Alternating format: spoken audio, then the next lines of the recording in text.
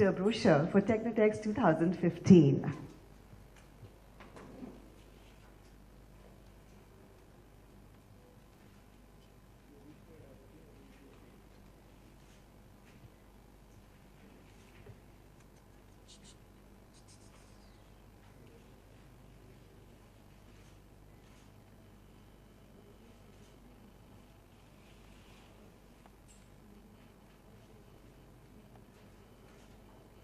And our friends from the press and electronic media, this is your photo opportunity. Thank you, sir, for doing the honors.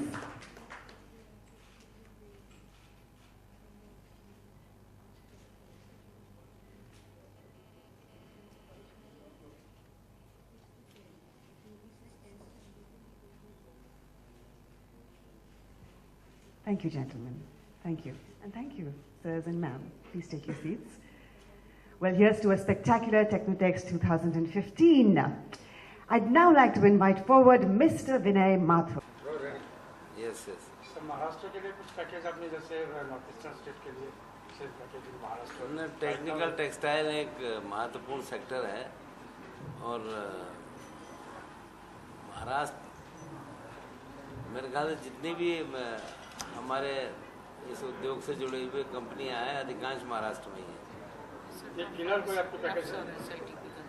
और already इस क्षेत्र में हम लोग मदद कर रहे हैं, मतलब टफ के माध्यम से कर रहे हैं और SITP के माध्यम से कर रहे हैं और इसके अलावा भी इस सेक्टर को प्रमोट भी करना चाहते हैं। जो भी आवश्यकता होगी वो तो एक विशेष रूप से पूर्वोत्तर राज्य के लिए एक पैकेज है, वो अलग से पूर्वोत्तर राज्यों के लिए होता है। बाकी पूरे देश के लिए भी हम ऐसा महसूस करते हैं कि ये वो क्षेत्र है जिसमें आगे आने वाले समय में बहुत संभावना है। जैसे मैं अभी कह रहा था कि हमारा शेयर दुनिया में 4% है और जो लोग इस्तेमाल करते हैं अगर प्रति व्यक्ति के हिसाब से आप ध्यान करें तो हम करीब 5 टाइम्स कम इस्तेमाल करते हैं। तो बहुत अच्छी संभावना है इस काम में आगे बढ़ने की और हम उद्योगपतियों को भी धन्यवाद देना चाहेंगे, वो अपने आप इस टेक्निकल टेक्सटाइल में रुचि ले रहे हैं और नई सरकार इंफ्रास्ट्रक्चर को बढ़ावा दे रही है, चाहे फिर वो हर क्षेत्र के अंदर, तो इसकी आवश्यकता बढ़ेगी उसके हिसाब से। तो उद्योगपति जो भी इस काम में आगे बढ़ेंगे, काम करेंगे, तो हर प्रकार की इसमें सहयोग दिया जाएगा। वो जो भी जैसे अभी इनका 9, 10, 11 मार्च में टेक्नोटेक हो रहा है तो इसमें जो भी सुझाव हमको ये देंगे हम उसको मानने का काम। और आज हमारे यहाँ आने का मतलब भी यही है कि हमारी रुचि है कि इस सेक्टर को कैसे हम और अच्छे ढंग से आगे बढ़ाकर दुनिया के मुकाबले पर आने का काम कर सकते हैं। सर, इसी से जुड़ा हुआ सवाल है, भारत अभी टेक्सटाइल उद्योग में चीन के बाद दूसरा नंबर है भारत का, तो लेकिन दोनों में गैप बहुत ज़्यादा है। कैसे इसको कवर करेंगे? प्लस दूसरा सवाल जुड़ा हुआ है कि सबसे ज़्यादा एग्रीकल्चर के बाद अगर एम्प्लॉयमेंट जनरेट होता है टेक्सटाइल सेक्टर में होता है, तो मेक इन इंडिया में अगर मान लीजिए एम्प्लॉयमेंट जनरेशन की बात है तो टेक्सटाइल का उसमें क्या योगदान होगा? हम इस सरकार का मानना ये है कि अगर कृषि के बाद दूसरा क्षेत्र है जहाँ पर रोजगार के और काम के अवसर हैं तो वो टेक्सटाइल है। दुर्भाग्य है कि पिछले 10 वर्षों में इस ओर पूरा ध्यान नहीं दिया गया और माननीय प्रधानमंत्री जी ने जिस प्रकार से आम आदमी की बात की है और मेक इन इंडिया शब्द का प्रयोग जैसा आप कर रहे हैं, एक वास्तव में यही वो क्षेत्र है जिसको जितना हम आगे बढ़ाएंगे। और हम तो इस टेक्सटाइल मिनिस्ट्री में आने के बाद हमें लग रहा है कि ये इतना बड़ा क्षेत्र है कि इसमें कहीं भी कमी नज़र नहीं आ रही। और जैसा मैंने अभी कहा कि अब सवाल ये नहीं है 1 और 1 2 होते हैं, 1 और 1 11 होते हैं और हम बढ़ा सकते हैं व्यापार को, हम व्यापार को भी बढ़ा सकते हैं, उस प्रकार की सुविधाएं दें। और एक बात बिल्कुल साफ समझ में आती है, अभी कल ही मैंने सारे SITPs की मीटिंग ली थी कि टेक्सटाइल पार्क क्यों 6-7 वर्ष 2006-7 से शुरू हुए, अब तक बहुत से काम हुए नहीं है उसमें। अब हमारी समझ में भी आता है कि अगर सिंगल विंडो क्लियरेंस हो, कोई समस्या ना हो, तो फिर निश्चित रूप से उद्योगपति भी आएगा, काम करेगा। और इस प्रकार का माहौल हम अपने मंत्रालय से पैदा करने का काम कर रहे हैं कि आने वाले समय में कोई असुविधा ना हो और जल्दी क्लियरेंस हर क्षेत्र में मिलना चाहिए। सर, आपने पार्लियामेंट में भी ऐसे कहा था, इससे पहले भी सिंगल विंडो क्लियरेंस, ये तो कभी हो ही नहीं रहा है क्योंकि बहुत ही हार्डल फेस करना पड़ता है। न हो रहा है। आप अगर ध्यान करें तो गुजरात सरकार ऐसा लंबे समय से कर रही है। जब गुजरात में हो सकता है तो बाकी देश में क्यों नहीं हो सकता। अभी कल ही जैसे मैंने कहा, मैंने SITP की मीटिंग थी तो पता चला एनवायरनमेंट की क्लियरेंस हर स्थान पर बचे हुए हैं। मतलब जिस पर्यावरण को सहयोग करना चाहिए वहाँ पर लंबे समय से पेंडिंग है। ये भी हमारी समझ में आ रहा है कि हम कैसे जल्दी से जल्दी इस दिशा में प्रयास करें।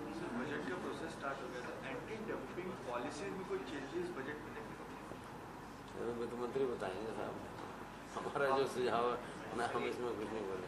हमारा हम अपने मंत्रालय के हिसाब से चिंता कर रहे हैं, उसके हिसाब के सुझाव हम देने जा रहे हैं। टेक्सटाइल में हम कैसे अधिकतम हम सहयोग कर सकते हैं, हम उसके हिसाब से एक योजना बना रहे हैं कि हम किन बातों को लेकर जाएं। कॉटन यार्न के प्राइसेस बहुत कम हो गए हैं, तो सर उसके लिए आपका एग्रीकल्चर मिनिस्टर के साथ कोई डिस्कशन चल रहा है कि किस तरीके से? लगातार बात चल रही है और जो राज्य कॉटन पैदा करते हैं उनसे भी बात चल रही है, और जो मिनिमम सपोर्ट प्राइस है उससे रेट पीछे ना जाए, और हम लोग उसके हिसाब से काम कर रहे हैं। और कल भी राज्यसभा में हमने कहा, 2 दिन पहले लोकसभा में कहा कि जहाँ भी अगर लगता है कि दिक्कत है तो हमको बताया जाए। पिछले साल जितने हमने सेंटर्स खोले थे, इस साल उससे ज़्यादा खोले, और दिक्कत यह है कि इस बार हाईएस्ट पैदावार है कॉटन की, 400 मिलियन बेल्स हैं। और दुर्भाग्य यह है कि जो खरीदार देश थे, खासतौर से चीन, उसने अपनी पॉलिसी में परिवर्तन कर दिया। और हम इस कोशिश में हैं कि दूसरे देश खरीदने का काम करें, और हमें लगता है कि इस समस्या को हम पहले से ही समझ में है, इसको हम पार करते हैं। मंत्री जी, आप और आपके ये उद्योग के टेक्निकल साथी बताएं कि क्या टेक्सटाइल में जो हम स्थान जिस तक पहुँचना चाहते थे नहीं पहुँचे, उसका कारण एक क्वालिटी भी है। क्योंकि आपको याद होगा कि अंग्रेज़ों के ज़माने से जो पैराशूट से टेक्सटाइल बनते थे वो 50 साल चलते थे, और विश्व मार्केट में क्या कंजम्पशन इसलिए नहीं है कि हम उस स्तर की क्वालिटी नहीं पैदा कर सकते? नहीं, दुनिया के किसी भी बड़े आप वहाँ चले जाइए, आपको मेड इन इंडिया ही कपड़े मिलेंगे, इसलिए इस तरह के तो हम बना रहे हैं। किसी मॉल में आप चले, किसी मॉल में आप चले जाइए, आपको ऐसे ही चीज़ें मिलेंगी, और स्तर के बनाने का कोई मतलब नहीं। हमारे यहाँ बहुत उच्च स्तरीय काम हो रहा है, पर दुर्भाग्य है कि लोग उच्च स्तरीय कम, बिल्कुल निचले सस्ता से सस्ता कपड़ा चाहिए। इसीलिए चीन आगे जा रहा है। अब चीन भी इस दिशा में पीछे जा रहा है। अब हमारी क्वालिटी को लोग अप्रिशिएट कर रहे हैं, लोग हमारे पास आना चाहते हैं और हमसे बात कर रहे हैं। तो इसलिए हम टेक्निकल में इसलिए उस हिसाब से हम लोग बात कर रहे हैं। हमें लगता है कि हमारे देश के अंदर जो भी निर्माण हो रहा है वो विश्व स्तर का ही निर्माण हो रहा है, उसके हिसाब से हम सब लोग मिलकर काम करें। सर, टेक्सटाइल सेक्टर के रिवाइवल में वाराणसी का क्या रोल रहने वाला है? वाराणसी की साड़ी तो हर पसंद करता है, तो वाराणसी के अंदर 200 करोड़ का इन्वेस्टमेंट माननीय प्रधानमंत्री जी के द्वारा वहाँ पर एक बड़े सेंटर के उद्घाटन के शुरुआत में हमने किया है, और ये पूरे देश के अंदर हम देख रहे हैं। अभी प्रधानमंत्री जी अगस्त में लेह गए थे, वहाँ पर पश्मीना के सेंटर का हम लोगों ने उद्घाटन किया।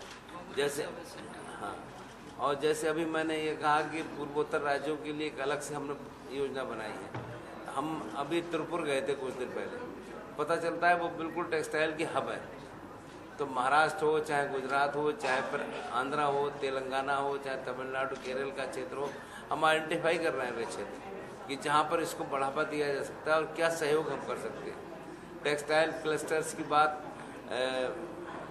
हम लोग इस काम में आगे बढ़ रहे हैं, और माननीय वित्त मंत्री जी ने पिछली बार जो घोषणा की थी, और SITP के जो टेक्सटाइल पार्क्स की बात थी तो करीब 53 हैं, पर दिक्कत ये है कि अभी सब कल ही हमने उन सब का व्यू लिया था कि भाई क्यों शुरू नहीं हो पाए, कहाँ क्या दिक्कत है। कुल 16 इस समय कार्यरत है, बाकी कैसे काम हो तो एक तो एम्प्लॉयमेंट जनरेशन होगा और एक क्वालिटी मिलेगी उसके। सर, मेक इन इंडिया के तहत फॉरेन से टेक्सटाइल सेक्टर में कुछ प्रपोजल आए हैं? ये सारे के सारे मेक इन इंडिया के प्रपोजल्स हैं। अभी 13 टेक्सटाइल पार्क्स की हमने घोषणा की है 1 महीना पहले, और अभी एप्लीकेशंस फिर कम से कम 15 और हम घोषणा करेंगे जो मिनिमम 100 करोड़ के होंगे।